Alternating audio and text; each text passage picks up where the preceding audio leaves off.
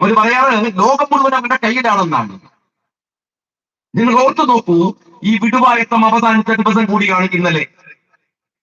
കാരണം ഈ ഫലസ്തീൻ എന്ന് പറയുന്നത് ഏകദേശം ഒരു 365 സ്ക്വയർ കിലോമീറ്റർ മാത്രമുള്ള 2.3 മില്യൺ മനുഷ്യർ മാത്രം, 2.3 മില്യൺ ജനങ്ങൾ മാത്രം പാർക്കുന്ന ഒരു പ്രദേശമാണ്. അവിടെയാണ് 2 കൊല്ലം 46 ബന്ദികളെ ഹമാസ് പിടിച്ചു വെച്ചത്. എത്ര പേരെ കൊന്നു ഇസ്രായേൽ? എത്ര കുഞ്ഞുങ്ങളെ കൊന്നു? 2 വർഷം നിരന്തരമായ യുദ്ധം നടത്തി. ലോകരാഷ്ട്രങ്ങൾ മുഴുവൻ അപലപിച്ചിട്ടും അവർ നിർത്തിയില്ല. അവസാനം ഹമാസ്, അവസാനം ഫലസ്തീൻ, അവർ കഴിയേണ്ടി വന്നു. യുദ്ധത്തിന്റെ ഒടുവിൽ സറണ്ടർ ചെയ്തു കൊടുക്കുകയാണ് ഈ അഭയാർത്ഥി, ഈ പിടിച്ചുകൊണ്ടുപോയവരെ, ബന്ദികളെ. ഇസ്രായേലിന് പിടിച്ചെടുക്കാൻ കഴിഞ്ഞില്ല. എത്ര ഭീകരമായ അതിക്രമങ്ങൾ നടത്തിയിട്ടും പിടിച്ചടക്കാൻ കഴിഞ്ഞില്ല. അതും ഏകപക്ഷീയമായ യുദ്ധം. തോന്നുന്നിടത്തൊക്കെ ബോംബ് വർഷിച്ചു. നിരായുധരായ സിവിലിയന്മാരെ ഏറ്റവും ഭീകരമായി ആക്രമിച്ചു. ഒരുപക്ഷെ ഹോളോകോസ്റ്റിന് ശേഷം ലോകം കണ്ട ഏറ്റവും വലിയ വംശഹത്യ ഈ കഴിഞ്ഞ കാലയളവ് നടത്തി. നിങ്ങൾ മനസ്സിലാക്കണം, 65,000 മനുഷ്യർ മരിച്ചു.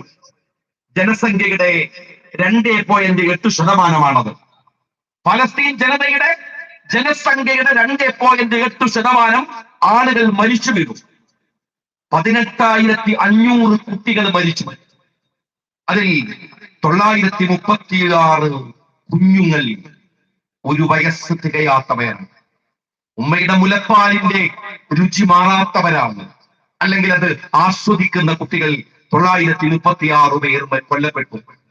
4,500 കുട്ടികൾ കൊല്ലപ്പെടുന്നത് 5 വയസ്സ് താഴെയുള്ളവരാണ്.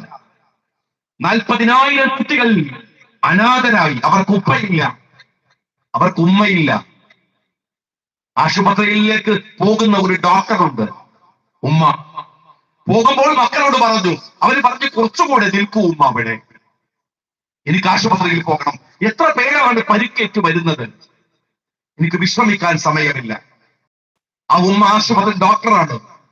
ആശുപത്രിയിൽ ചെന്ന് 12 മണിക്ക് അവരുടെ അടുത്തേക്ക് ഒരു വാർത്ത വരികയാണ്, ഒരു സ്ഥലത്ത് മിസൈൽ വന്ന് വീണിട്ടുണ്ട്, ആളുകളെ ഇങ്ങോട്ടേക്ക് കൊണ്ടുവരുന്നു. ആശുപത്രി ജാഗരൂകമായി നിൽക്കുകയാണ് ചികിത്സിക്കാൻ. ആ ഉമ്മയുടെ മുമ്പിലേക്ക് വന്നത് രാവിലെ യാത്ര പറഞ്ഞു വന്ന 8 മക്കളുടെ മയ്യത്താണ്. എന്തെല്ലാം ദുരന്തങ്ങളാണ് ഈ കഴിഞ്ഞ ദിവസങ്ങളിൽ കഴിഞ്ഞത്. ഏകപക്ഷീയമായി അതിഭീകരമാം വിധത്തിലുള്ള അതിക്രമങ്ങൾ, ഇസ്രായേലിന്റെ അതിക്രമങ്ങൾ അവിടെ ഉണ്ടായി. ഏകപക്ഷീയമല്ലാതെ ഇറാനെ ചൊറിയാൻ പോയി. അതിനിടയിൽ അവസാനം ട്രംപിന്റെ കാല് പിടിച്ച് നെതന്യാഹു ഇറാനെ പിൻവലിപ്പിച്ചു. ഖത്തറിനെ ചൊറിയാൻ പോയി. ഖത്തറിന്റെ മുമ്പിൽ മാപ്പ് പറഞ്ഞു നെതന്യാഹു. പക്ഷെ ഈ പാവം മനുഷ്യരെ അവർ ഏകപക്ഷീയമായി ആക്രമിച്ചുകൊണ്ടേയിരുന്നു. നിങ്ങൾ മനസ്സിലാക്കണം, എന്നിട്ടും അവർ ജയിച്ചില്ല. അതാണ് പലസ്തീനിലെ ബോംബ് വർഷത്തെ കുറിച്ച് പറയുന്നത്. ഓരോ മിസൈലുകളും വന്നു വീഴുമ്പോൾ ആർത്തു തെരച്ചിലല്ല, അവിടെ നിന്ന് കേൾക്കുന്നത് അട്ടഹാസങ്ങളാണെന്ന് UN റിപ്പോർട്ട് ചെയ്തു. അവർ കരയുകയല്ല, അട്ടഹസിക്കുകയാണ്. ഞാൻ പറയട്ടെ, വിശ്വാസികളുടെ സമൂഹത്തെ ലോകം പഠിക്കേണ്ടതുണ്ട്. ഇന്ത്യയിലെ ഫാഷിസ്റ്റുകൾ പഠിക്കേണ്ടതുണ്ട്. കേരളത്തിലെ മാർക്സിസ്റ്റുകളും പഠിക്കേണ്ടതുണ്ട്. നിങ്ങൾ അവരെ അണ്ടർ എസ്റ്റിമേറ്റ് ചെയ്യരുത്. വിശ്വാസികളുടെ ഒരു മനഃശാസ്ത്രമുണ്ട്, ഒരു സൈക്കോളജിയുണ്ട്. ഞാൻ പലപ്പോഴും CPM-നോട് പോലും ചെറിയ ഒരു പ്രതലത്തിനകത്ത് പറയാറുണ്ട്, നിങ്ങൾ ഈ വിശ്വാസികളെ അണ്ടർ എസ്റ്റിമേറ്റ് ചെയ്യരുത്. ഒരാൾ മുസ്ലിം ആകുന്നു എന്നത് അയാൾ പൊളിറ്റിസൈസ്ഡ് ആവുന്നു എന്നതാണ്, രാഷ്ട്രീയവൽക്കരിക്കപ്പെടുന്നു എന്നതാണ്. അവൻ വിശ്വാസിയാണെങ്കിൽ എങ്ങനെയാണ് അവൻ രാഷ്ട്രീയവൽക്കരിക്കപ്പെടുന്നത്? അവൻ ഒരു യഥാർത്ഥ വിശ്വാസിയാണോ? അവൻ ഇല്ലാത്തവന്റെ കൂടെ സമരം ചെയ്യുന്നവനാണ്.